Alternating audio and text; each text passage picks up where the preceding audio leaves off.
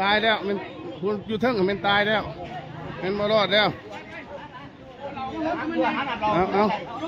ลงนี่ก่อนบ่ลงนี่ก่อนบ่เกิดเหตุด่วนเหตุหายไฟฟ้าแรงสูงสดสั่งจอดหลังคาจำนวน2 คนที่บ้านคำแปงเมืองสนาสมบูรณ์แขวงจำปาสักกลายเป็นที่สนใจในโซเชียลของเราในปัจจุบัน Time to shareสวัสดีท่านผู้ชมกลับมาพบกับรายการ Time to Share สำหรับพวกข่าวที่เราอยากจะนำเสนอในวันนี้ก็คือเกี่ยวข้องกับเหตุด่วนเหตุร้ายที่ว่าเกิดขึ้นกับชาย2 คนอยู่ที่ภาคใต้ของสปป.ลาวก็คือเหตุการณ์ไฟฟ้าช็อต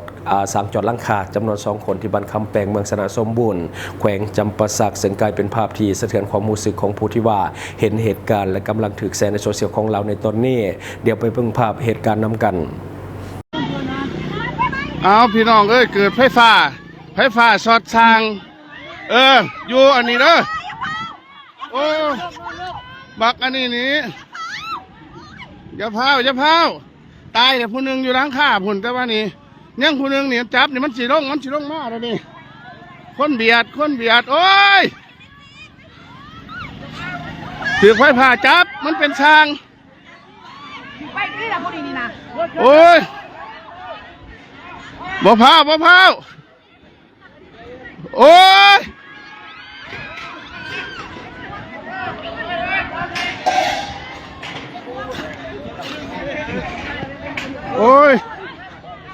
ยถือไฟผ่าจับพี่น้องเลยเฮ็ดหลังคาเด้ออยู่บ้านคำแปงเขาเด้อเมืองสายสมบูรณ์แข็งกันภาษาเขาโอ้ยพายางเนี่ยเขาอยู่นะจับไปก่อนเอามาลงทางนี้เป็นยัง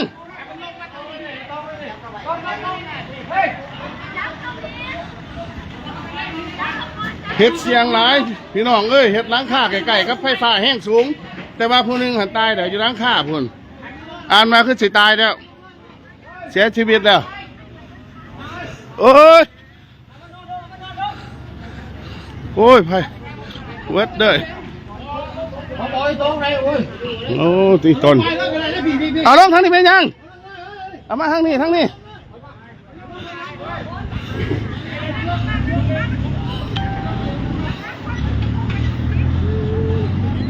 โอ้บักอันนี้คนเบียดคนนี้มันอยู่วันใหม่เลยเนาะสงสัยเบียดนะอันสลบอยู่เท่ามันผัวค่อยนะผัวเจ้าเหรองั้นสลบอยู่บ่ตายแล้วพ่อจะโอ้ยตาหนายเด้เนาะอันนี้เมียเราเด้อผู้อยู่เทิงนี่ผู้อยู่เทิงนี่จักสีมันตายจักสีมันยั่งบ่ท่านหูชะตากรรมเนาะอยู่เทิงพุ่นแต่ว่าผู้หนึ่งนี่หลอดลงมาแบบคนเบียดนี่ผู้นี้นี่แต่ว่าผู้อยู่เทิงนี่มันเบียดเจ๊แล้อยู่หันตามเขาให้ข้อมูลนี่แม่นเมียเราว่าจักสิมันตายมันยั่งบ่ท่านใดหูสังเลยเนาะโอ้แต่อีตนเนาะ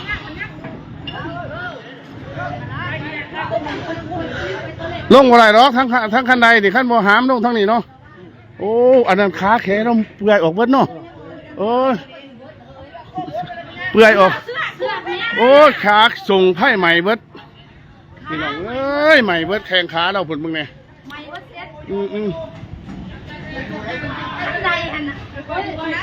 โอ้ย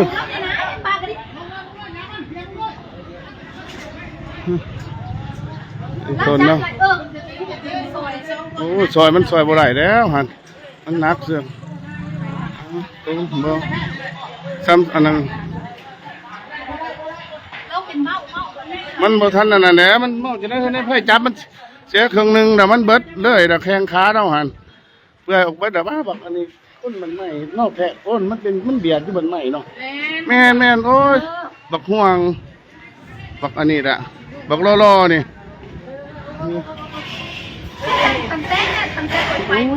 นี่น้องเฮ้ยอีโตนมัน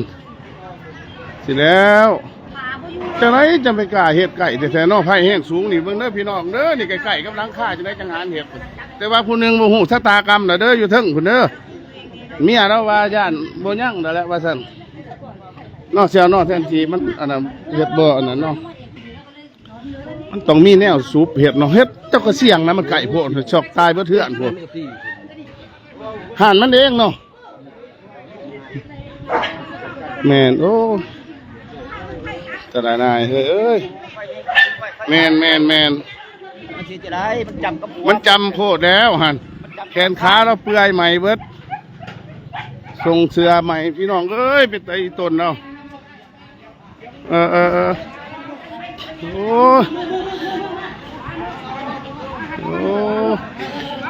โอ้ยโดยผู้นั้นหันโมโหสตาเลยแหละผู้นั้นตายแล้วมันผู้อยู่เทิงมันตายแล้วมันมารอดแล้วเอาลงนี่ก่อนบ่ลงนี่ก่อนบ่โอ้ยเนาะคาร์วิทแล้วเอ้ยใหม่เบิร์ดดีใหม่อะไรอะหรอแต่ใหม่เบิร์ดเนาะ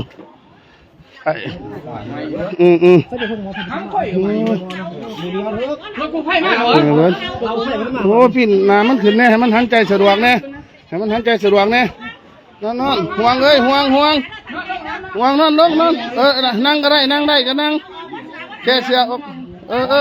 มียาดมยาเด็มเขาอยู่บ่เฮ้ยเอ้ยใหม่เปื่อยเบิดพวกจะว่าไฟแง่เงี้ยส้มมันเริ่มคนจะเห็นใหม่เบิด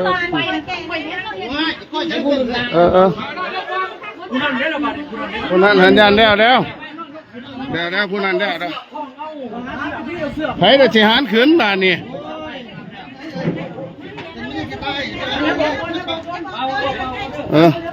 เป่า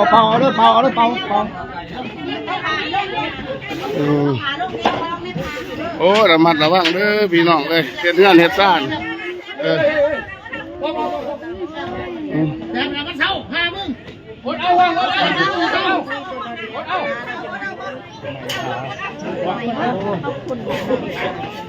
แต่มันเศร้าไปแล้วตรงน้ำทรงไหนคงหมอไปแล้วกู้ไผ่เฮานี่แต่ว่าเอาผู้นั้นในลงผู้อยู่เครื่องงานผู้นั้นหันย่านแล้วเด้อพี่น้องเด้อตอนนี้เด้อเดี๋ยวครับก่อนบ้านคำแปงเฮา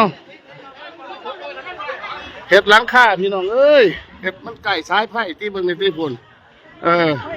ไฟมันจับ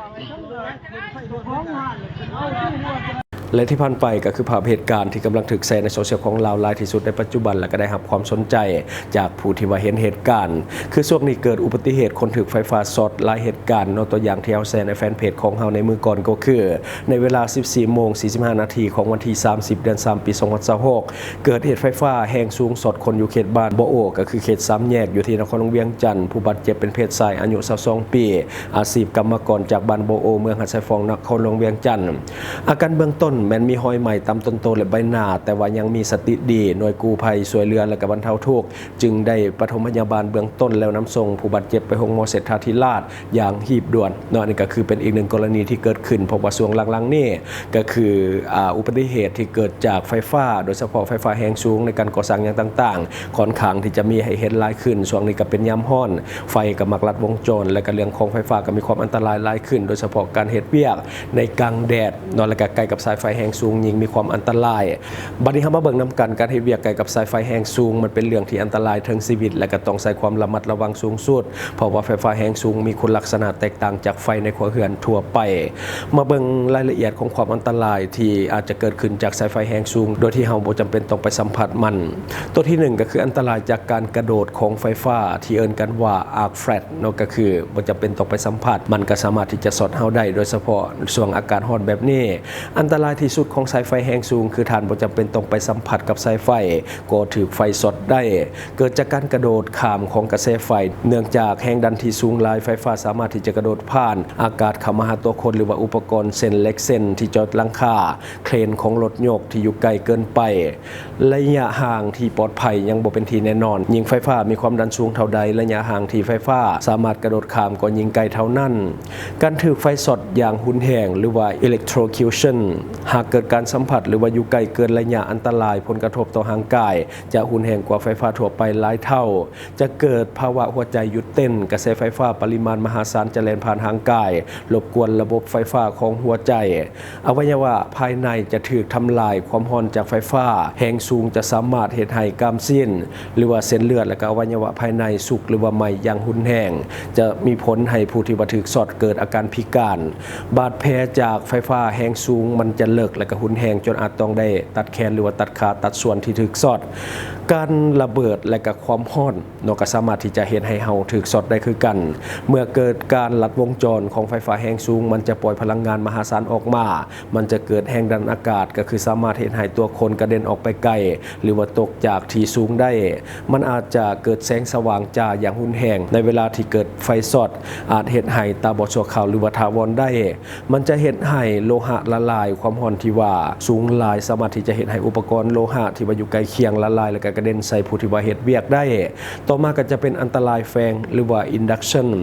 บางครั้งแม้แต่อุปกรณ์ที่บ่ได้แตะสายไฟโดยกงแต่ว่าถ้าวางอยู่ใกล้สายไฟแรงสูงเป็นเวลานานก็อาจจะเกิดการสะสมไฟฟ้าสถิตและก็เฮ็ดให้ผู้ที่ว่าไปจับถูกไฟช็อตหรือว่าสะดุ้งจนตกจากที่สูงได้ขอควรปฏิบัติเพื่อความปลอดภัยสำหรับผู้ที่ว่าเฮ็ดเวียกอยู่ใกล้กับสายไฟแรงสูงตัวที่1ก็คือรักษาระยะห่างเอาไว้โดยทั่วไปแล้วควรอยู่ห่างจากสายไฟแรงสูงอย่างน้อย 3-4 เมตรสำหรับแรงดันปกติและหลายกว่านั้นสำหรับแรงดันที่ว่าสูงหลายข้อที่2ก็คือสังเกตป้ายเตือนห้ามขึ้นไปเฮ็ดเวียกเทิงหลังคาหรือว่าใกล้กับสายไฟโดยที่ว่าบ่มีการป้องกันตัวที่3ก็คือแจ้งให้เจ้าหน้าที่หากต้องการเฮ็ดเวียกอยู่ใกล้สายไฟเส้นตัดต้นไม้หรือว่าตั้งหนังห้านควรแจ้งรัฐวิสาหกิจไฟฟ้าลาวเพื่อมากวดสอบหรือว่าหุ้มสายไฟเอาไว้ก่อน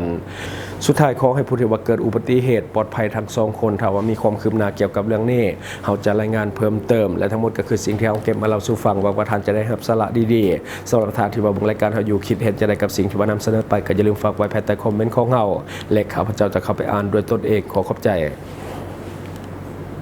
สนใจโฆษณาประชาสัมพันธ์ธุรกิจและผลิตภัณฑ์ของท่านผ่านรายการของเฮาสนใจติดต่อตามข้อมูลที่ขึ้นหน้าจอในปัจจุบันได้เลย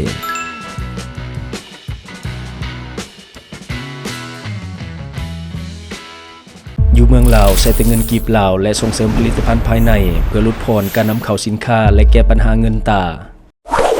Subscribe for more video.